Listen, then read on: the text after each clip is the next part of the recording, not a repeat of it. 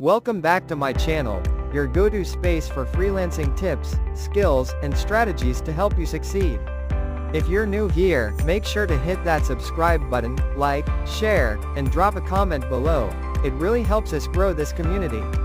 Now, today's topic is a game changer: how to pitch yourself as a freelancer. Because truth is, even if you're skilled, if you can't pitch yourself effectively, you'll struggle to land clients. Think of pitching like knocking on a client's door. You only have a few seconds to make them curious enough to invite you in. A strong pitch doesn't just say what you do, it shows why you're the best person for the job. Without it, clients scroll right past you. A solid pitch isn't about spamming offers.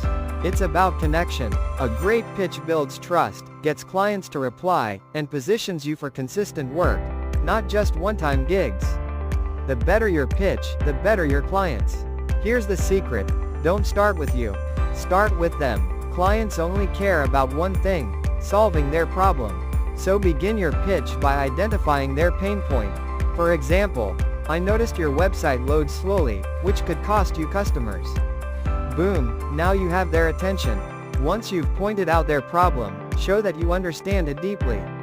This builds instant trust. For example, a slow website not only frustrates visitors, it also hurts Google rankings. By reflecting their pain clearly, you position yourself as the expert who gets it. Now you bridge to the solution. Keep it simple and clear.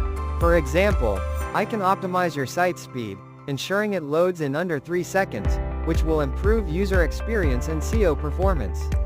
See the flow? Problem, solution, results.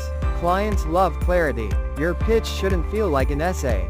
A few tight sentences that hit the problem, solution, and benefit is enough. Remember, clients are busy. A clear, short pitch shows you respect their time, and makes them more likely to reply. Back up your claims with proof. This could be a past client testimonial, a quick mention of results you've delivered, or even a short case study. For example, "I recently helped a brand improve their site speed by 70%, which doubled their conversions." That kind of proof makes clients say yes. Never end your pitch without a clear next step. Instead of "hope to hear from you," try, "If you'd like, I can send over a quick outline tomorrow," or "Would you like me to share a few design samples this week?" A CTA gives clients direction, and increases your chances of getting hired.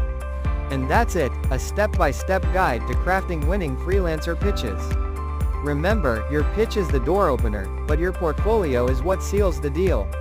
In the next video, we'll dive deep into how to build a winning freelancer portfolio so you can back up those great pitches with proof clients can't ignore.